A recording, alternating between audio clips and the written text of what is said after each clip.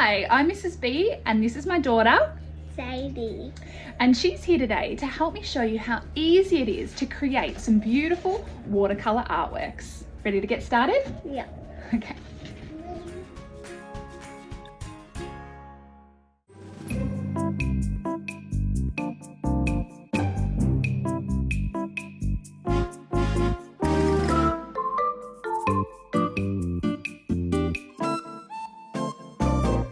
Stay tuned and I'll show you how to make these.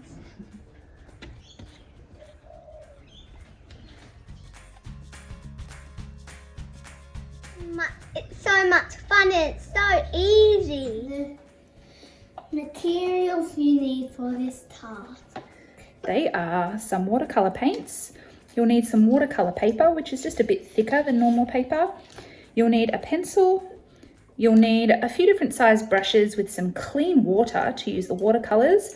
And later we'll be adding some details with a fine liner. Let's get started. Cool. Okay, here we are. And I have my daughter Sadie, who is with me today because I want to show you how simple this task is and that this is perfect for any age. Sadie, how old are you? 5. She's only just turned 5. So this is a very much introductory task for watercolours. So the first thing we're going to do, Sadie, is get something circular and small, and we're going to trace around it on our page. We're going to have our circle sitting at the top here. And when we trace, it's very important to trace as lightly as you possibly can because we don't want to see, our pencil mark. Okay. So when I put that away, you can see I've got a big circle at the top of my page there, but I've drawn it so lightly. Can you have a go, Sades? Yeah. Yep. Finished. Great. Now I'm going to do 2 artworks today using similar strategies. I want to show you how to apply this technique twice. So on our second piece of paper, we're going to do a similar thing, get our same little cup here, and we're going to draw around it, but this time it's sort of in the middle of our page, maybe a little bit to the left there. And we're going to trace around it, and that will become our second artwork.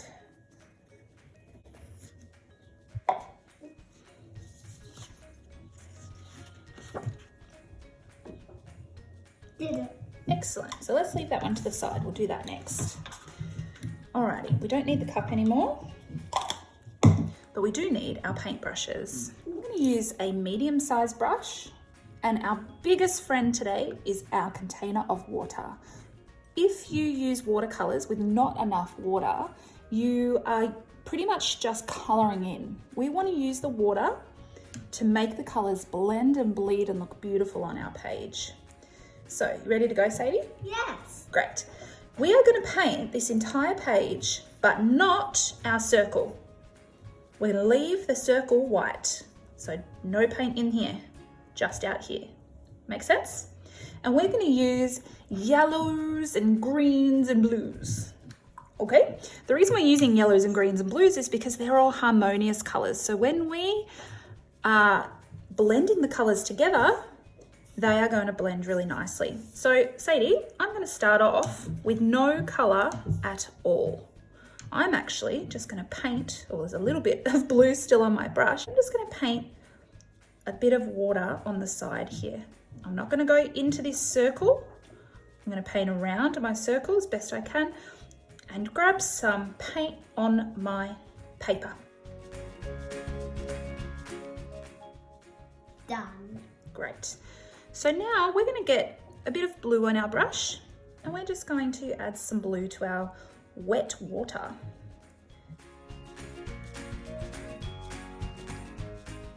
What you should notice is that the blue is bleeding and blending. Try and just do it up here, sweetie, where the water is. You can even add some more water to make the colours bleed a little bit more and come out further. Now I'm just going to add my second colour, and it's going to be this beautiful turquoise, and I'm going to get this turquoise to blend with my blue by painting over the top of my blue a little bit.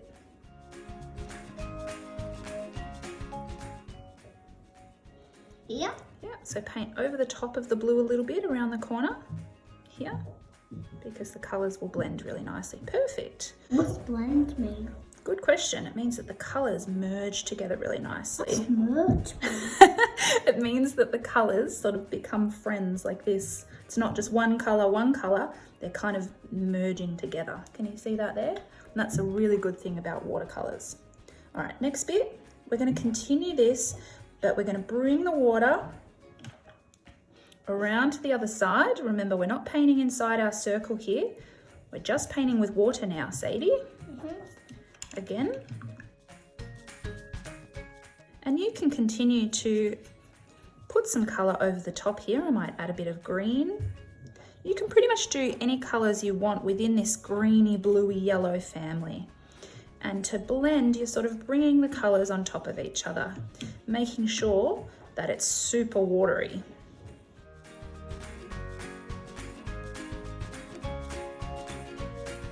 Beautiful, Sadie. Now, we're going to continue to add just water again. Yeah. Yeah, all the way around. Connect those two. Excellent. I'm now going to add some yellow to my water.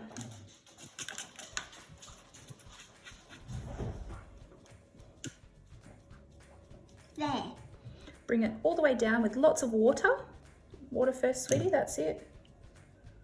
Bring the water down, all the way down. Good. Over the top.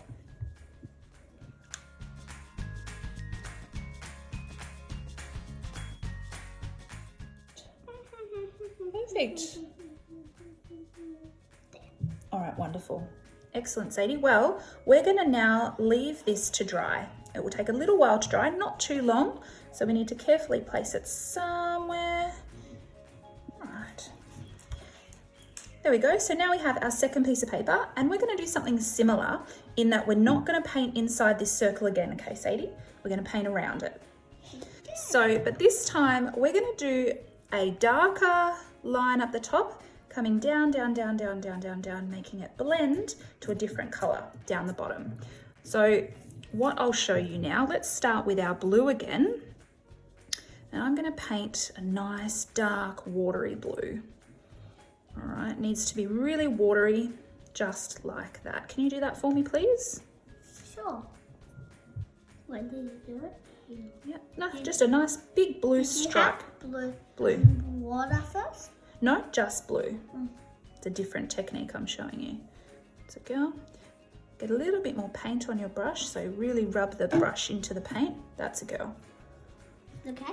Yep, and that will make your colour darker. Good. Go right to the edges. Beautiful. Is it nice and watery? No. That looks wonderful. All right, now we're going to change colours.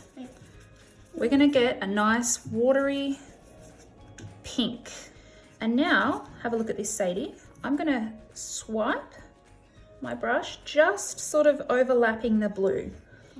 See what happens.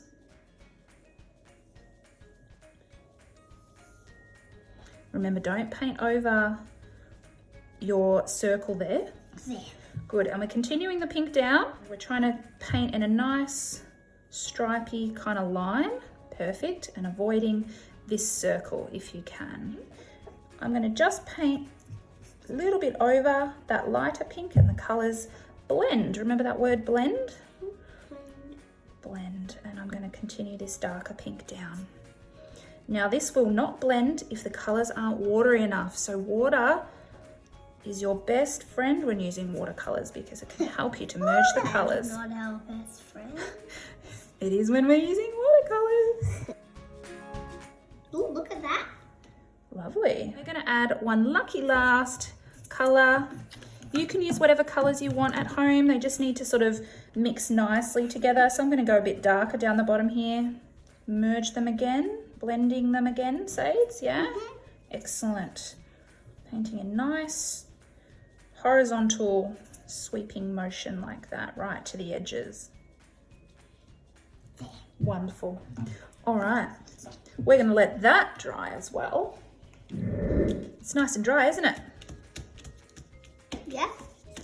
So the next thing we're going to do is add some details with a fine liner or Sharpie, some sort of pen. We could turn it into so many different things, but today this circle here is going to become a moon. So this is an optional thing if you have a sharpener around.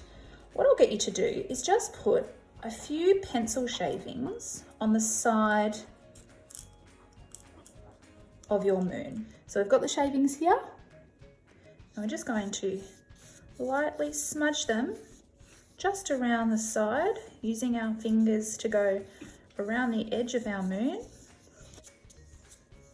Right, now with our fine liner, you could probably choose to do anything you'd like, but we're going to do a field. So the first thing I'm going to do is draw a nice long line coming out like that. Can you have a go at that, Sadie? We're going to do that a couple of times. A few of them, nice long ones, overlapping like that. Good, Sades. As neat as you can. We're going to have some shorter ones here now. Different lengths. Doesn't matter where you put your lines. It doesn't have to be exactly like mine. The idea is just to do some different heights and have a few crossing over the top of each other. We're now going to turn these long, beautiful lines into a field of wheat. Now notice I haven't been too picky with drawing my wheat. I've really just done a scratchy kind of line. It starts thin, gets a bit thicker, and then goes thin again. If you do that to all of your lines, it'll start to look like a bit of a field. You could also choose to add in a few reeds of different thicknesses, different heights, and remember yours does not need to be exactly like mine. Remember that too, Sadie. This is your artwork. I'm just teaching you some strategies to be able to have a go yourself, to create your own artwork. Once again, try and get your lines a bit closer together. There. It is important to continue on your wheat in the same direction that the line was going. So my line's going this way, so I've continued my wheat in the same direction. If I did the wheat coming out here, the picture wouldn't make a lot of sense.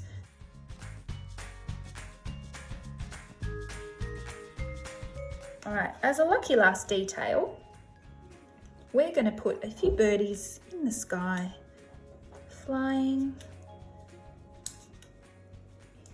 way off into the moonlight.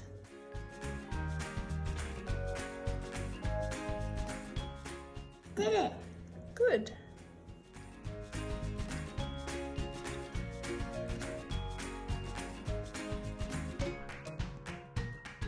Now we're going to do a similar thing to our other beautiful picture, and that is we're going to use this negative space circle here and turn it into something. Now it could be lots of different things, but today we're going to turn it into a dandelion. So the watercolour is going to become our background, the circle will become the head of the dandelion. So now we need to go from the centre of our circle here and do a nice strong line all the way down to the bottom of the page. Excellent, fantastic. Now what we need are some straight lines coming out from this point here out just to sort of the edge of our white circle here. So we're going to try and get these lines as straight as we can. And we're going to have a go at doing some all the same direction or same width like this. But we're also going to have a go at doing some shorter ones like this and some longer ones. So have a play with different heights, but it should be fairly full of straight, neat lines. Make sense? Mm-hmm. Great.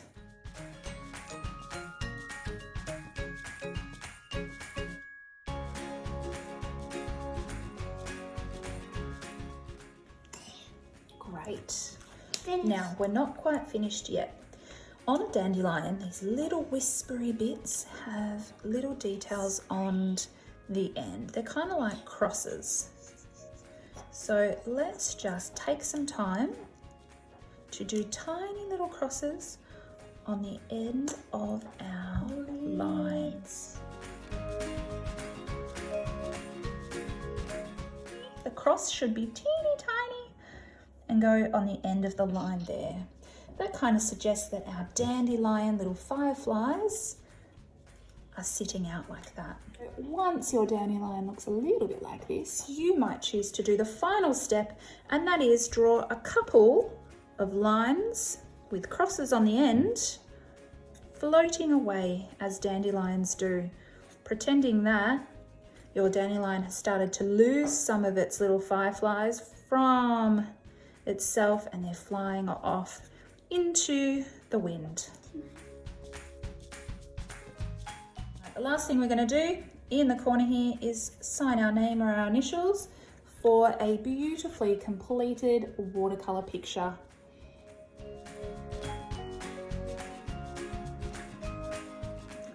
Sadie, who is just over 5 years old, had a really good go at doing the watercolour and also drawing the details with the lines over the top.